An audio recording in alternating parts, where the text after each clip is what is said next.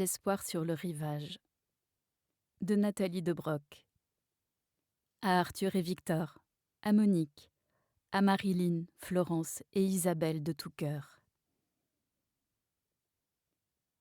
Tous les chagrins sont supportables si on en fait une histoire. Karen Blixen. L'action est l'antidote du désespoir. Joan Baez. Pourquoi ne demande-t-on jamais aux hommes la raison pour laquelle ils ont été violents si longtemps ? Anonyme. Définition de l'emprise. L'emprise correspond à une forme d'ascendance psychologique, de manipulation mentale, voire de torture psychique, récurrente, qui mène à la dépendance affective et est utilisée dans le but de victimiser une personne pour parvenir à ses fins. Tout le monde peut y être un jour confronté, que ce soit dans son couple, en amitié, au travail, avec un parent. Synonyme, ascendant, influence, prise, dépendance, mainmise, tyrannie, pouvoir, autorité, emprise, domination, empiètement, sujétion. Prologue. Aureliane dort. Elle n'a rien trouvé de plus efficace pour se couper du monde. Pour être honnête, mais cherche-t-elle vraiment à l'être ? C'est plutôt pour ne plus l'affronter. Il lui arrive même parfois d'être traversée par certaines fulgurances qui ressemblent à s'y méprendre à en finir. Mais elle s'est gardée jusqu'à présent de franchir cette frontière. Ce n'est pas faute d'avoir imaginé des scénarios. Tous les jours, pendant ces sommes à la dérive où elle se laisse flotter, couler, entre le réel et sa vie revue et corrigée.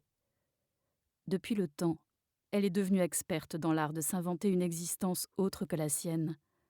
Cela ne signifie pas pour autant que là encore elle soit prête à sauter le pas. Passer en mode concret demande d'incommensurables efforts. Elle s'en sent incapable. Son corps est fatigué. Non qu'il soit vieux, 37 ans c'est le bel âge, dirait sa grand-mère Catel. Son corps ne lui fait pas honte. Il serait plutôt du genre musclé là où il faut.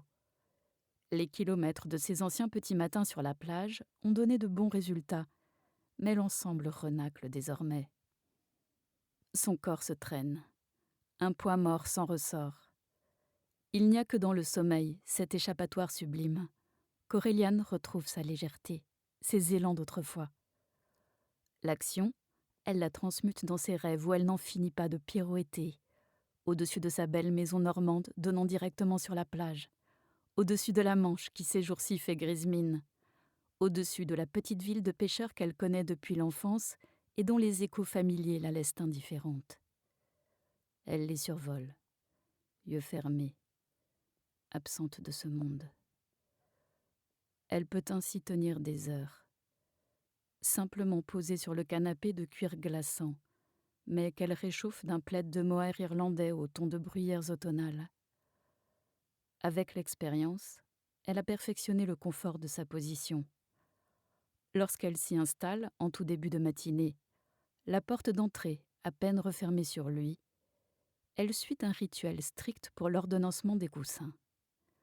D'abord les rectangulaires, destinés à lui caler les reins. Les ronds lui soutiennent les bras. Enfin, pour parachever son œuvre, le dernier rempli de grains de millet. Parfait pour sa nuque, car il en prend la forme, en garde la mémoire. Le seul inconvénient, une fois tout cet échafaudage savant en place, plus question de bouger. Sinon, au moindre geste, l'équilibre se rompt. Tout est à refaire. Quand enfin elle atteint la perfection, cela arrive, la sensation de sécurité, réelle ou supposée, est alors délicieuse. Au début, il y a longtemps, lovée, vautrée dans ce moelleux, elle lisait. Mais les livres lui sont vite tombés des mains. Au mieux, il l'éloignait de sa propre vie. Elle en venait à envier les personnages et leur bonheur trop rose, dégoulinant de sirop. A contrario, il arrivait que l'histoire collât de trop près à ce qu'elle traversait. Inutile d'en rajouter une couche. Un jour, Elle se souvient de ce matin de septembre avec précision, car son corps en a gardé une trace indélébile. Son bras droit ne peut plus se mouvoir comme avant. Donc ce jour-là, après l'épisode du bras, elle s'est essayée à fermer les yeux. Déjà, elle recourait à l'oubli. Dans un premier temps, elle ne s'était autorisée que quelques minutes. Puis, les jours qui ont suivi, elle a réitéré l'opération. Les minutes ont fini par devenir des heures. Maintenant, elle ne les mesure plus, ne se restreint pas, laisse le sommeil prendre les commandes. Il lui arrive de dépasser allègrement ses propres records. Aujourd'hui, par exemple, elle vient de franchir le cap des 3 heures, soit 2 cycles de sommeil d'1h30. Ensuite, elle retourne à sa vie, s'il est envisageable de lui donner ce nom. Sa vie. De toute façon, elle y retourne toujours. Brave petit soldat qui se relève de son canapé, encore un peu à l'ouest, jette un œil au grand miroir du salon, s'étonne de la silhouette si pimpante, si trompeuse, pas si mal finalement. Étonnamment pas si mal, son côté liane, les attaches si fines, le cou fragile, la bouche gourmande et les boucles d'un blond de blé qui retombe dru, fourni sur sa nuque, puis reprend invariablement ses occupations ordinaires, là où elle les a laissées. Nul ne lui soupçonne ses longues pauses, et si quelqu'un entrait, elle se saurait capable de se lever d'un bond, comme si de rien n'était, comme si elle ne revenait pas de très loin. À l'instar de son reflet, redécouvrir le décor intact au sortir de cet intervalle la surprend toujours. Que pourrait-il y avoir de changé après tout ? Elle doit rêver, ne s'en souvient jamais. Oui, elle doit rêver que quelque chose de différent se passe. Mais lorsqu'elle rouvre les yeux, sa maison, sa si belle maison est la même, inchangée. Dans le coin, on dit l'hôtel particulier des Vasseurs. Il est vrai que c'est incontestablement la plus belle. Époustouflante bâtisse à colombage sur 3 étages, que dévore la glycine aux longues grappes mauves qui viennent chatouiller les 3 lucarnes sur le faîte d'ardoise et enlacer la cheminée de briques corail.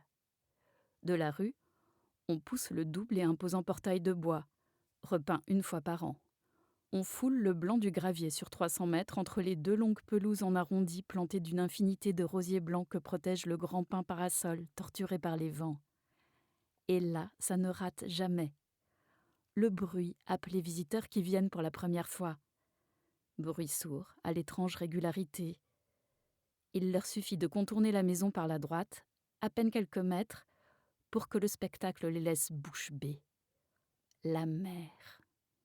À pied d'œuvre à la limite du muret, contre lequel on laisse en permanence la longue table de teck pour les pique-niques qui n'ont jamais lieu.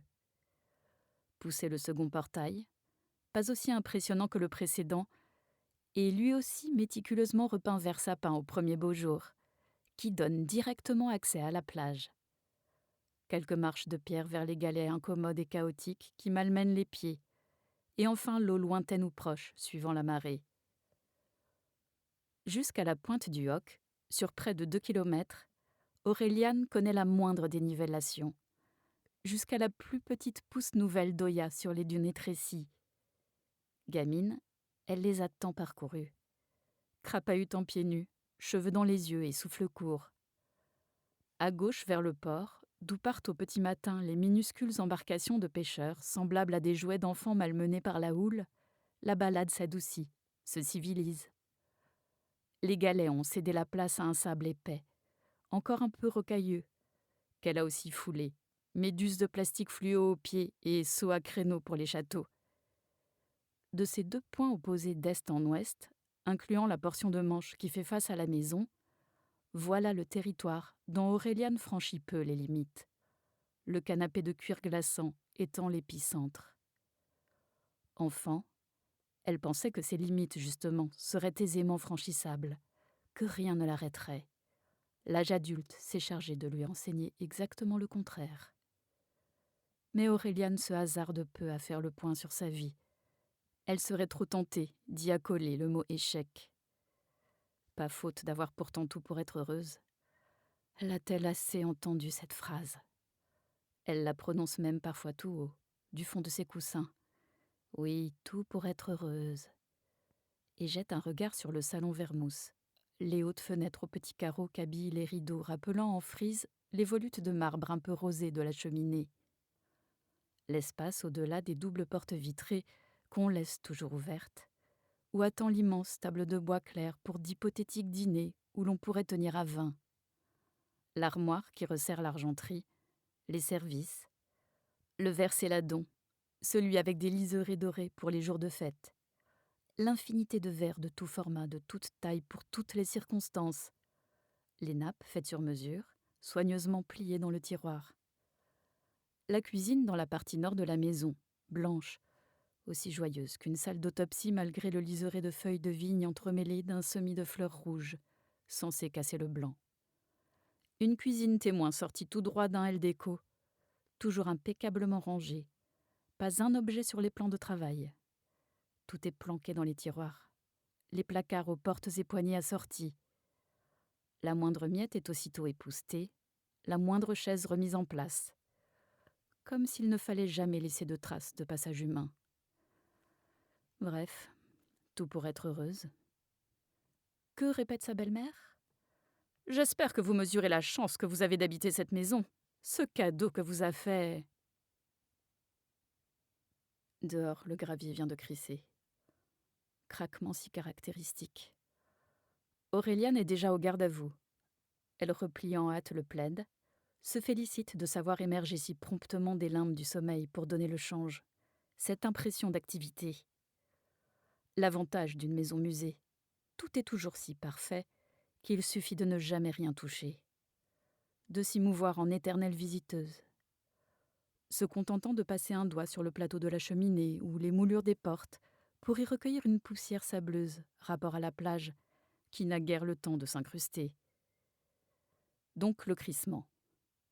Auréliane est prête à se conformer à l'humeur de la grande silhouette qui se dessine dans l'allée. À chaque fois, elle espère. C'est plus fort qu'elle. Cette fois peut-être sera-t-il comme avant ? L'homme qu'elle a épousé il y a 8 ans. Pourquoi la traverse une lecture de son enfance qu'il avait laissé terroriser sous la couette ? Dr Jekyll et Mr Hyde. Elle pourrait rire de ce souvenir. Elle pourrait. Elle pourrait fuir aussi. Elle pourrait.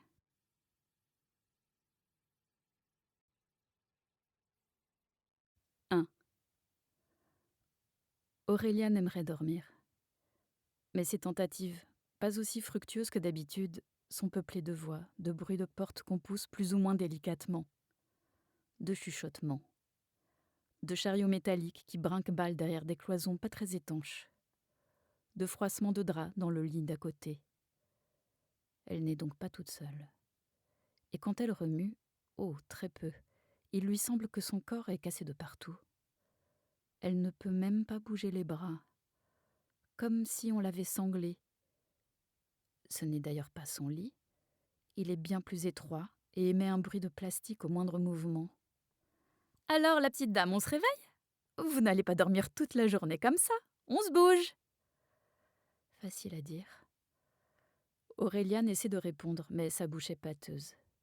Elle aimerait aussi ouvrir grand les paupières, mais elles lui paraissent peser un âne mort. « On peut dire que vous vous êtes bien arrangé en tombant, vous.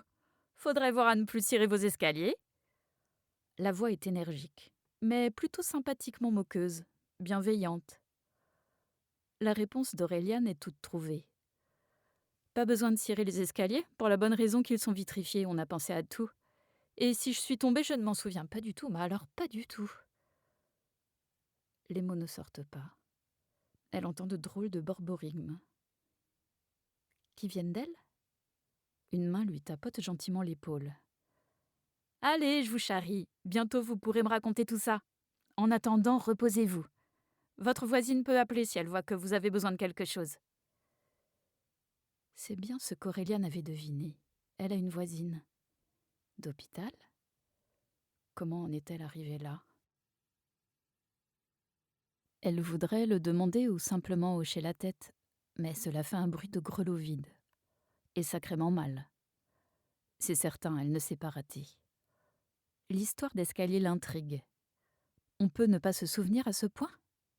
Elle entend la porte s'ouvrir, la voix bienveillante dire: D'accord, mais ne restez pas longtemps. Elle a besoin de beaucoup de repos. Et pour les fleurs, il va falloir les laisser à l'accueil. Elles sont interdites dans les chambres. Est-ce le fruit de son imagination?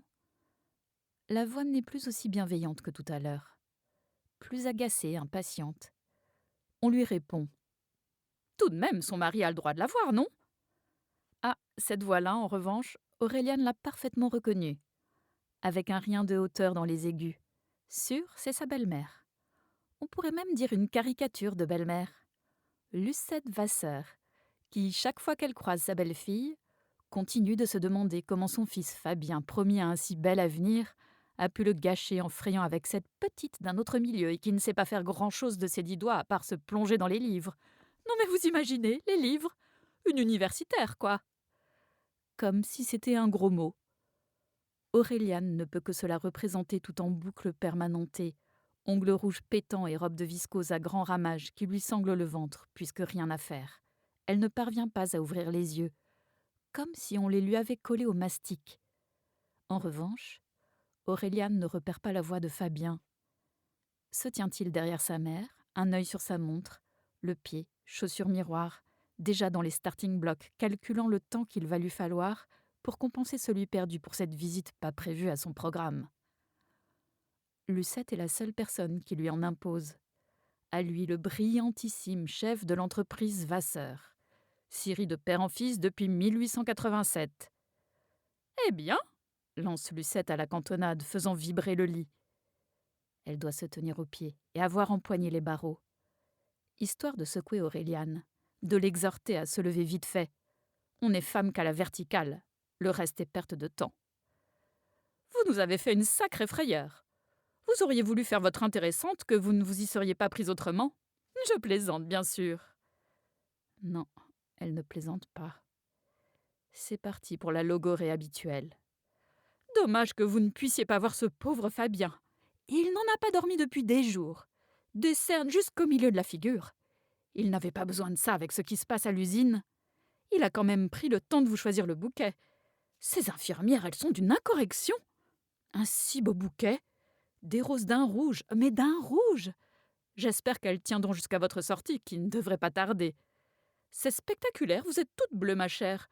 Mais cela va vite se résorber, j'en suis sûre. Quel besoin aviez-vous d'aller à l'étage dans la journée? Une fois les chambres rangées, on n'y remonte pas. Cet escalier, heureusement que le tapis de l'entrée a amorti le choc. Quand je pense, Fabien, que si tu n'avais pas pris sur ton temps pour venir voir ta femme, elle aurait pu rester là des heures. Vous avez de la chance, ma petite, d'avoir un mari si attentionné. Il fait une chaleur ici. Fabien, assieds-toi. Tu as une de ces mines. Ma chère, vous pouvez vous vanter de lui avoir coupé le sifflet. Le voilà sans voix, tant il est bouleversé. Effectivement, Auréliane n'entend rien à part quelques soupirs. Ceux de son mari ou de sa voisine de chambre. Le manège s'est remis en route. Vous savez ce que c'est. Fabien ne va pas pouvoir se permettre de perdre trop de son temps si précieux. N'est-ce pas, Fabien? Tu ne vas certainement pas pouvoir revenir tous les jours, vu le trajet. Il nous a fallu, quoi, plus de 3/4 d'heure? C'est ça, hein, Fabien? Et encore, malgré la voie rapide, nous avons eu droit à un embouteillage monstre à l'entrée de Caen. Ah, c'est bien parce que c'est vous, Auréliane. Sinon, je n'aurais pas fait le déplacement par cette chaleur. Mais je vois que vous êtes entre de bonnes mains. Nous voilà tout à fait rassurés. Encore quoi? À peine 2, 3 jours? À la rigueur 4, et ce ne sera plus qu'un mauvais souvenir. Pfft, à votre âge, on remonte la pente facilement. Et évidemment, il faut y mettre un peu du sien, montrer de la volonté. Bien, messieurs, dames?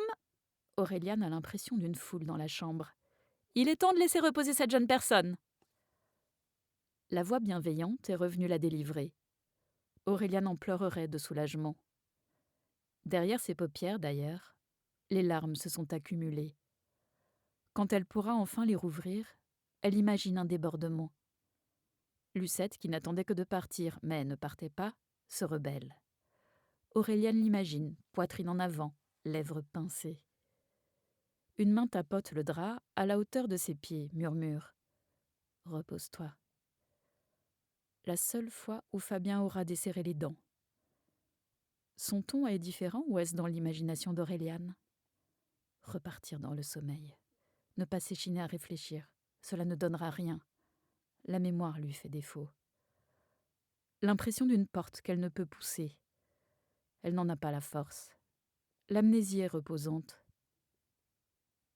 2 nuits sont passées, peut-être 3. Cela non plus, elle ne parvient pas à s'en souvenir. Une succession de nuits où, shootée par les médicaments, son cerveau s'est refusé à tout reprendre depuis le départ. Entre aujourd'hui et les jours qui ont précédé, un blanc. Sa tête est aussi douloureuse que ses côtes. De son fêlé, cela se sent dans sa respiration, pénible, sifflante, empêchée. Mais ce matin, elle a enfin pu ouvrir les yeux, décoller ses paupières mastiquées, et comme elle l'avait prévu, un déluge s'en est échappé. Toutes les larmes emmagasinées devant la voix bienveillante. « Eh bien, dites donc, vous les stockez ?» Assise sur le coin du lit, très à l'aise, l'infirmière dit s'appeler Elsa. Elle n'est pas brune comme Aureliane se l'était représentée. Plutôt de type irlandais, des yeux bleus d'un clair, mais d'un clair, comme dirait Lucette, une peau très blanche, piquetée de taches de rousseur et de longs cheveux, disciplinés, si on veut parce que cela tourbichonne dans tous les sens, en queue de cheval. « Blond vénitien », a-t-elle tout de suite précisé en riant. « J'ai été la rouquine de service toute mon enfance. Je peux me payer le luxe d'être blond vénitien, ça en jette nettement plus, non ?» Mais elle n'est pas irlandaise, juste bretonne. Ce qui lui fait un point commun avec Aureliane, dont la grand-mère Catel est originaire des hauteurs de Roscoff dans le Finistère. Un lieu-dit perdu que nul ne connaît. Ce qu'elle essaie de dire en mâchouillant ses mots, sa mâchoire s'est un peu déplacée. Alors elle met un temps fou à expliquer Catel. « Ôtez-moi d'un doute, demande Elsa. Par le plus grand des hasards, votre lieu-dit perdu, votre vieille Catel, ça pourrait être près de Kergoaz ? Il ne doit pas y en avoir 36 dans le coin. » Aureliane hoche la tête, yeux écarquillés, baragouine. « Vous la connaissez ? Kergoaz, vraiment ? » ?»« Non, c'est pas possible. » Aureliane a prononcé « possible », en bavant un peu. Elle voudrait en rire comme Elsa, mais ça lui fait un mal de chien, l'angle d'ouverture de sa mâchoire étant considérablement réduit. « Si je la connais, c'est ma voisine. Enfin, plutôt la voisine de mon père, Mo. Toujours fourrés l'un chez l'autre. C'est fou cette coïncidence !» Aureliane a un peu de mal à imaginer sa grand-mère de bientôt 87 ans, du haut de son 1,55 m, toujours en jupe noire et tablier assorti, le chignon bas et la main tavelée, fourrée chez son voisin.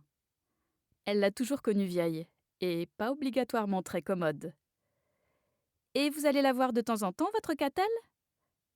Aureliane fait non de la tête. Encore le bruit de grelots, mais en moins douloureux. « Moi non plus, je ne trouve jamais le temps de retourner à Roscoff à part pour Noël ou le 1er de l'an. Ce n'est pourtant pas l'envie qui manque. » La poche de poitrine d'Elsa vient de biper. L'infirmière saute du lit. « Je vous laisse, je reviendrai ce soir, je suis de garde. » Une dernière inspection. Ses mains sont légères sur la peau d'Aureliane. Elle soulève un pansement près de la lèvre, le replace. « Pour votre mâchoire, le médecin va passer tout à l'heure. Il faut attendre que la blessure externe se résorbe. On ne peut pas tout soigner en même temps, il y a des priorités. » Elle reprend son ton plus léger. « Votre visage est en train de virer arc-en-ciel, c'est très saillant. » Comme Aureliane grimace en tentant de se mettre sur le côté, pour réfréner un rire qui sourd de son ventre, Elsa ajoute, mi-rieuse, mi-apitoyée. « Pour vos côtes aussi, il faudra patienter. » Puis jette un œil derrière le rideau qui sépare Aureliane de sa voisine, pose un doigt sur ses lèvres, signifiant que cette dernière dort, et avant de refermer la porte tout en douceur, sur la pointe de ses pieds chaussés de crocs rose fluo, elle chuchote. « Tout de même, la vieille Catel, c'est pas croyable comme le monde est petit. » Son mutisme obligé, contraint par la mâchoire déplacée, n'est un handicap que rapport à la douleur car finalement, il tombe plutôt à pic. Une protection toute trouvée. Quand sa belle-mère reviendra, ou Fabien, Aureliane n'aura qu'à désigner sa bouche et secouera la tête d'un air désolé pour impossibilité mécanique de communiquer. La tête sur l'oreiller, calée par la Minerve, elle gamberge. La même question revient en boucle. Comment a-t-elle atterri dans cet hôpital ? Qui l'a amenée ? Les pompiers ? Fabien ? Pour le moment, elle escamote le pourquoi. L'amnésie perdure, l'enrobant d'un nuage refuge. Elle bouge son bras droit en s'aidant comme d'habitude de sa main gauche. Et cela fait tilt dans son cerveau. Une série de dominos vient de s'écrouler, en entraînant d'autres. Maintenant, une pyramide dégringole. Elle se demande soudain si, amochée à ce point, le médecin ou les infirmières ont vraiment gobé l'histoire de l'escalier trop bien ciré. Cela la fait se redresser, malgré les côtes, malgré le grelot. Un gémissement lui échappe. D'où sort-elle le mot « gober » ? Le sous-entendu lui apparaît. Elle regarde à nouveau son bras droit, la pliure du coude si malaisée. Le souvenir inscrit dans sa chair à jamais. Une porte puis deux s'ouvre dans sa tête. Tout se remet en état de marche. La mémoire lui revient en accéléré. Elle aurait préféré conserver son état de flottement si douillet. Des cris lui emplissent le crâne. Les siens ? Elle s'en mord les lèvres, oubliant celle éclatée. La douleur lui explose dans la tête comme un mini-feu d'artifice. Elle en rit, elle en pleure. Évidemment que tout remonte. L'imposture de l'escalier trop bien ciré, qui l'a inventé sinon Fabien ? Il a convaincu sa mère sans difficulté, laquelle a gobé évidemment. Comme tout le monde. Fabien est tellement persuasif, si attentionné. Auréliane se dit qu'elle va tout avouer à Elsa. C'est sa seule alliée sous la main. La seule personne qui lui parle avec empathie, avec cette bienveillance à vous donner les larmes aux yeux. La seule à qui elle oserait déballer qu'elle est une femme battue, qui ne quitte pas son mari. Mais sa tête retombe sur l'oreiller. Elle imagine la tête d'Elsa, l'énergique Elsa qui en toute logique ne manquera pas de lui asséner. Enfin, c'est pourtant simple de partir. Vous prenez vos clics et vos claques et basta. Vous n'avez pas porté plainte ? Non. Auréliane n'a jamais porté plainte. Elle est allée 10 fois au commissariat, et devant la porte, voire face à la première policière venue, s'est confondue en bredouillage bégaiement pitoyable. Non, en fait, non, excusez-moi. Et a tourné les talons. Comment en était-elle arrivée là ? Elle, la scientifique, experte en biochimie marine, aux 10 années d'études, à la liste de diplômes longue comme le bras. D'ailleurs, comment en arrive-t-on au plancher trop ciré, aux portes qui vous claquent toutes seules dans la gueule, aux escaliers traîtres, à toutes les excuses qu'on balance dans ces cas-là, sans parler des lunettes noires dont on s'affuble systématiquement avant de sortir ? Comment en arrive-t-on à croire soi-même ce que l'on fait gober aux autres ? On en arrive là, un point c'est tout. Que le sommeil revienne, qu'Elsa labourne antidouleur, de tramadol, de morphine, de Temesta, de Lexomil. Pourquoi pas une piqûre d'anesthésiant ? Ou tiens, pendant qu'on y a du pain total, la sédation ultime. Tout ce que l'infirmière pourrait avoir en magasin et en une seule prise, tant qu'à faire.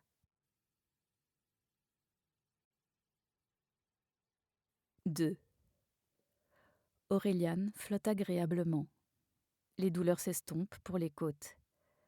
Ce n'est pas gagné, mais en restreignant ses mouvements et en respirant par petits à-coups, tout un art, la position mi-assise, mi-allongée est supportable.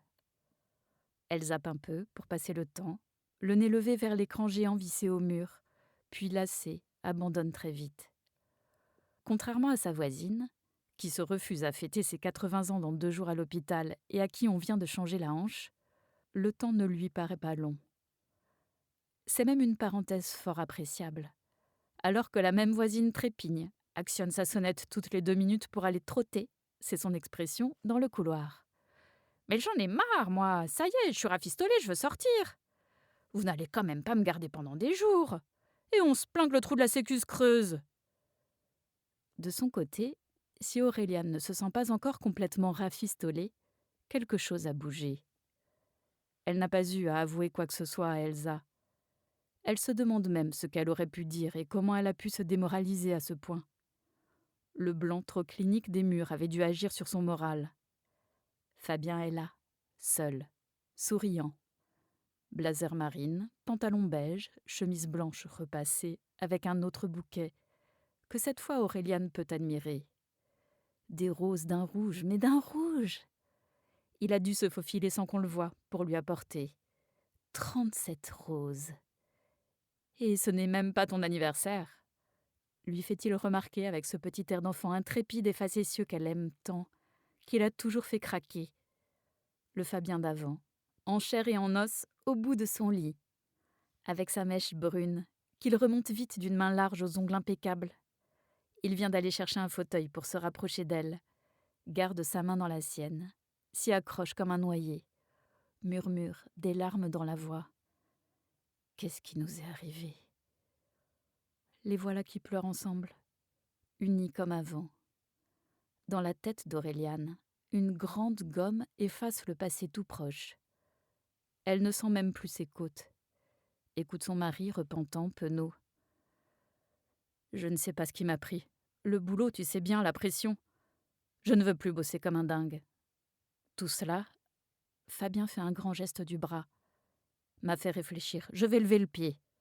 Dès que tu sors, on se prend quelques jours de vacances. Rien que nous deux. Ça te dirait, la Bretagne ? Depuis le temps que tu veux y retourner ? De toute façon, on ne peut pas s'absenter trop longtemps. Il toussote, se rattrape vite. Je veux dire, la Bretagne, c'est bien. Te faire plaisir, c'est tout ce que je veux.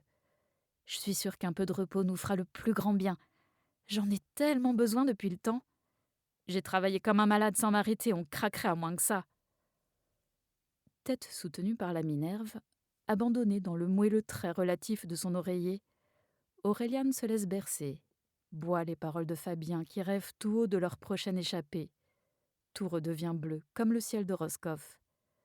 Elle sait simplement que son bonheur se teintera toujours de nuances de gris. N'est-ce pas le lot de tout un chacun ? Rien n'est jamais parfait. Elle en sourit. Elle connaît si bien son Fabien. Elle seule peut en saisir toutes les facettes. Le Fabien, manche retroussée à son bureau, qui gère une trentaine d'employés, l'efficace, le rapide, le survolté, l'enthousiaste qui rigole et impressionne ses copains, le meneur. Celui qui, à la seule force de son poignet, de sa phénoménale puissance de travail, a réussi à relever l'entreprise familiale, ancestrale, qui périclitait. Celui qui avait une revanche à prendre sur son père qui, enfant, le faisait avancer à coups de ceinturon. C'est ce Fabien-là qui lui tient la main et qui, excité par la perspective de leurs quelques jours ensemble, lui broie un peu le poignet. On ira se faire de longues balades, et on mangera du homard avec les doigts dans le petit resto, tu te souviens ? Bien sûr, Auréliane se souvient de ces heures idylliques, de leur début si parfait. Les retrouver, c'est tout ce qu'elle demande. Elle a hâte maintenant. Et quand Fabien, sur le pas de la porte, lui envoie un dernier baiser du bout des doigts, elle est aux anges. La voisine se soulève sur un coude. Malgré le rideau qu'elle replie d'un coup sec, elle a dû entendre le long plaidoyer de Fabien. « Avec un homme pareil, je suppose qu'on irait au bout du monde, non ?» Auréliane sourit. Elle aimerait même rire, mais ce serait trop demander à ses côtes. « Ah oui !» Dans le bouquet qui a échappé à la surveillance des infirmières, jusqu'à quand, Auréliane découvre un petit mot. Pour notre nouveau départ, ensemble, à jamais, ton Fabien. Maintenant elle s'en veut, d'avoir douté, de ses atermoiements, de ses sommes sans fin sur le canapé, alors que Fabien trime comme un malade. Elle non plus n'est pas toute blanche. C'est vrai que ses études ne lui ont pas servi à grand-chose. Quand ils rentreront de Bretagne, elle organisera des dîners avec les chefs d'entreprise du coin. Que Fabien soit fier d'elle, qu'elle soit utile. Pour une fois. Fabien affirme que ce n'est pas parce qu'on a des diplômes qu'on est capable de travailler sur le terrain, il a raison. La preuve ? Ne serait-elle pas perdue s'il lui fallait reprendre le cursus abandonné juste après leur mariage ? Quelques mois auparavant, au retour de son voyage d'études au Japon, elle avait postulé à l'Ifremer, était en pourparlers pour rejoindre l'unité de biotechnologie et ressources marines de Brest. Si près du but qu'elle visait depuis des années. Fabien l'avait convaincue. « Es-tu prête à t'enfermer dans un labo pour le restant de tes jours ? La vie, c'est ici et maintenant avec moi. J'ai tellement besoin de toi. À nous deux, on va soulever des montagnes. » Il avait suffi qu'il la prenne dans ses bras, qu'il lui fasse tourner la tête, qu'il la fasse crier sous lui pour qu'elle promette de tout lâcher. Pour Fabien, elle a biffé d'un trait de plume ses années d'effort, et cela lui a semblé tout naturel. Il avait besoin d'elle. Elle allait le sauver de son enfance si difficile, lui réinventer une vie. C'était sa croisade, et ils allaient la mener main dans la main. Ensemble toujours. Soudain, mais est-ce vraiment la première fois? Elle se sent nulle, pas à sa hauteur. Qu'en est-il de sa mission? Pourquoi l'a-t-elle abandonnée? Elle doit se reprendre. Quand elle sortira, tout changera. Fabien le lui a promis. L'aide-soignante vient de pousser la porte avec le chariot du dîner. On dîne tôt à l'hôpital. Il est à peine 18h30. La soirée s'annonce longue. Mais pour la première fois depuis des jours, une impression de légèreté, forte de tous les nouveaux projets qui lui fourmillent dans la tête. L'avenir s'ouvre du même rose que les crocs fluo d'Elsa. Auréliane a du pain sur la planche, mais c'est grisant. Elle se redresse, plie les genoux, prête à se lever, et déclare qu'elle va dîner dans le fauteuil. « À la bonne heure !» dit l'aide-soignante qui pose le plateau sur la table, lui avance le siège et l'aide à peine. Auréliane y met un point d'honneur, même si son flanc la comprime et qu'elle ne peut respirer à fond, pour s'installer. Elle soulève le couvercle qui protège l'assiette, s'en échappe un fumet de poisson. « Le vendredi, c'est brandade. Pas besoin que je vous aide avec votre bras ?» Auréliane se récrie. « Tout va bien, je ne suis pas en sucre. » La voisine, qui a fait la grimace devant l'odeur, cligne de l'œil. « Pas étonnant qu'elle ait la pêche. Elle repart bientôt en voyage de noces. Pas à moi que ça arriverait, tiens. » L'aide-soignante sort en riant. « Vous n'avez qu'à échanger vos vies. » Entamant sa purée, la voisine grommelle. « Qui voudrait de la mienne ?» « Allons, allons, » dit Auréliane. « Je suis certaine que vous avez eu une très belle vie et que vous aurez encore beaucoup d'années devant vous pour trotter avec cette nouvelle hanche. » Elle se sent si bien qu'elle voudrait que le monde entier soit à l'unisson.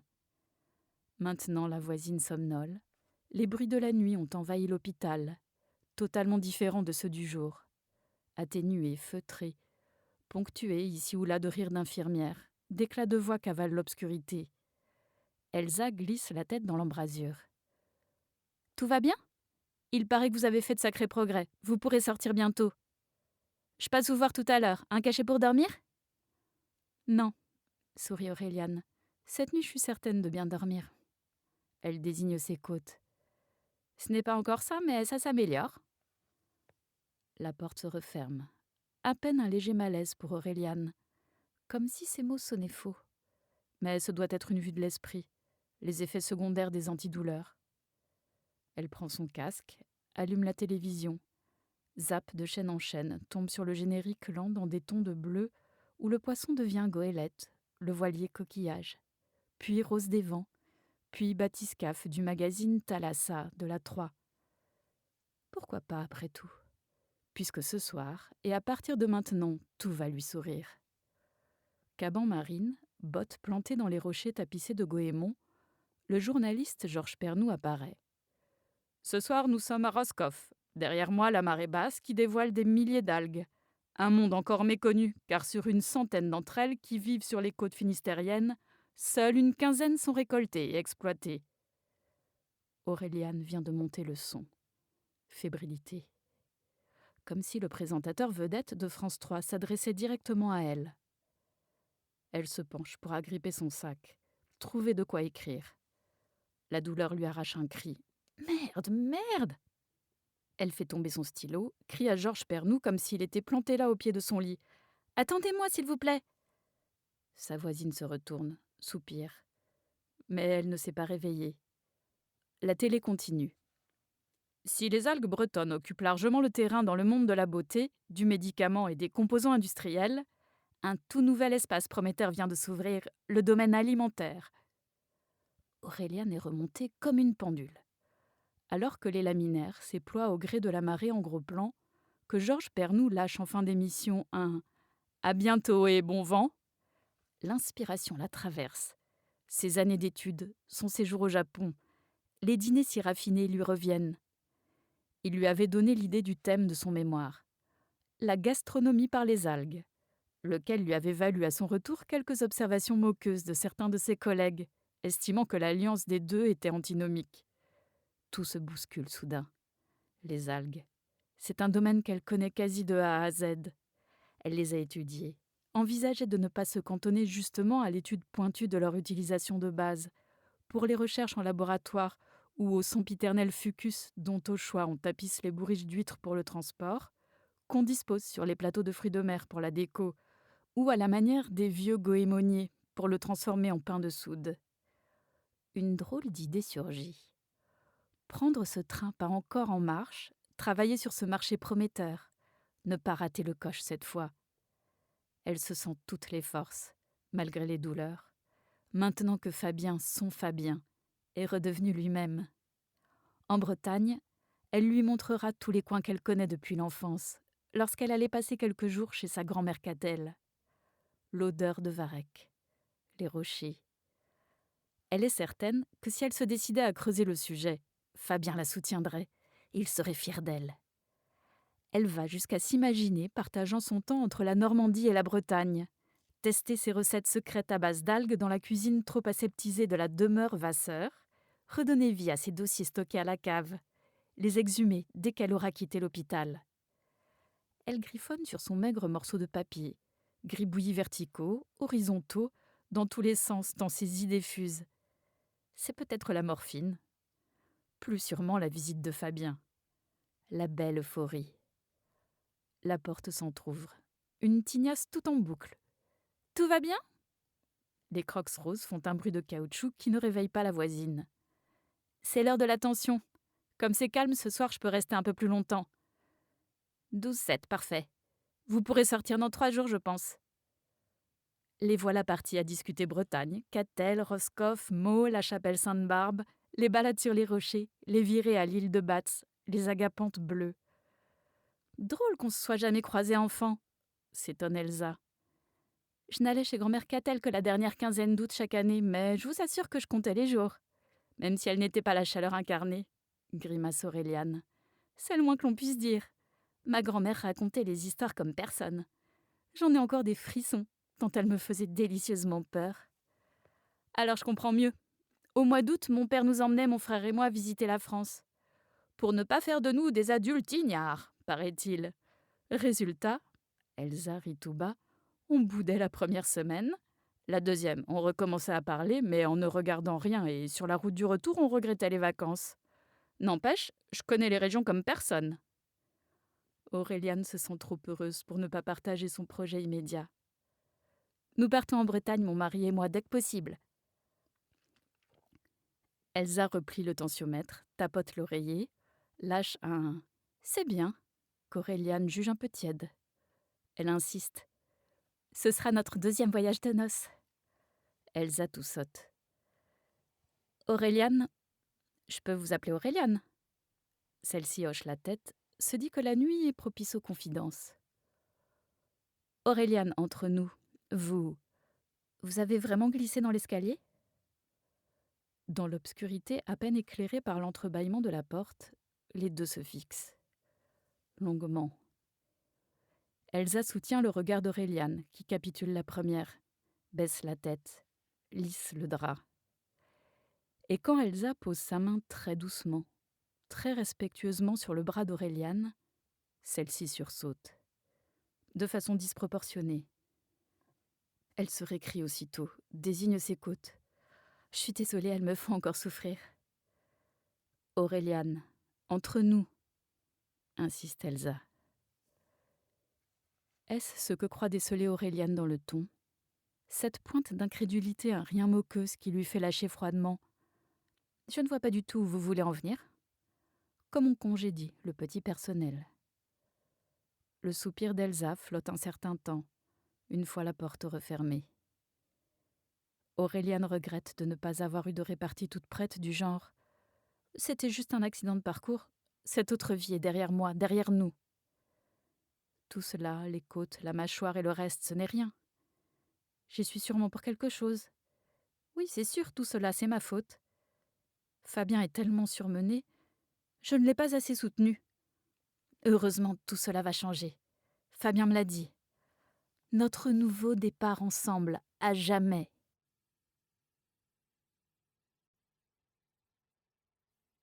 « 3. T'y sens, Liode ?» De leur chambre d'hôtel de la Thalasso de Roscoff, Fabien n'a pas lésiné. La vue s'ouvre sur le large. À marée haute, l'effet est encore plus saisissant. Quelques rochers affleurent dans les camailleux de turquoise jusqu'au contour dans la brume de chaleur de l'île de Batz. On devine le clocher, quelques toits pentus, le tracé en ombre chinoise d'une pinède. Auréliane s'est levée tôt, et déjà elle est courir sur la plage au pied des bâtiments qui mêlent pierre et verre. Elle a laissé Fabien dormir. Il a tellement besoin de souffler, le pauvre. Est allée humer l'air. Elle l'enfermerait dans une boîte si elle pouvait. L'air breton, pas Fabien. Ce qui l'a fait rire toute seule sur le balcon de leur suite de luxe, maintenant revenue de son jogging où elle n'a pas croisé âme qui vive. Fabien n'est pas d'humeur. « Ferme cette fenêtre, ça pue la marée. » Conciliante, elle tire les rideaux. Quel crime sur une telle splendeur! S'approche de son ronchon de mari, l'embrasse du bout des lèvres. Maintenant, il a visiblement une autre idée en tête. La retient d'une poigne ferme, la fait pivoter sous lui, passe une main sous son t-shirt, s'empare d'un sein. Auréliane n'a jamais su lui résister. Pourquoi le ferait-elle d'ailleurs? Et si ses flancs continuent de la faire souffrir, que sa respiration est toujours diminuée, le séjour à l'hôpital date d'à peine 3 semaines. Elle n'en dit rien. Savoure ce mari redevenu ce qu'il avait été les premiers temps de leur mariage. Depuis qu'ils sont arrivés, il s'est montré pressant à n'importe quelle heure du jour ou de la nuit. « Tu es à moi », lui répète-t-il au cœur de leur extase. Cette fois comme les autres. Comme s'il voulait la rimer à lui. Elle s'en émerveille. N'est-ce pas la preuve qu'il l'aime? Va jusqu'à se demander si elle n'a pas tout inventé, les bleus à l'âme comme au corps. Parfois, elle ne sait plus, finit par se dire que Fabien a peut-être raison quand il affirme que ça ne tourne pas toujours très rond dans sa tête. S'il la voit froncer les sourcils, il s'en sort par une pirouette. « Je rigole, aurais-tu perdu ton sens de l'humour ?» Peut-être les a-t-elle effectivement perdus, les deux à la fois, tête et humour? Elle s'en fout, ronronne de plaisir contre Fabien, qui se lève soudain après s'être retiré d'elle. « Décidément, traîner au lit des heures, ce n'est pas mon truc. Allez, on se bouge !» Aujourd'hui, Auréliane a prévu de l'emmener sur les traces de son passé, et peut-être aussi de son futur. Elle a tout planifié, y compris la visite à grand-mère Catel. Depuis 3 jours qu'ils sont là, elle se sent un peu coupable de ne pas encore avoir fait signe à sa grand-mère. Elle annonce le programme, presque sûre d'elle, malgré certains vieux réflexes de défense dont elle aimerait se débarrasser puisqu'ils n'ont plus d'utilité. Elle note un léger agacement dans la voix de Fabien qui lui crie de la douche. « Tu tiens vraiment à ce qu'on aille la voir, la vieille Catel ?» Ne sait pas pourquoi l'expression sortie de la bouche de son mari lui déplaît, alors que prononcée par Elsa l'infirmière. Nous espérons que vous avez apprécié cet aperçu. Pour continuer à écouter ce livre audio sur Google Play Livres, utilisez le lien dans la description de la vidéo.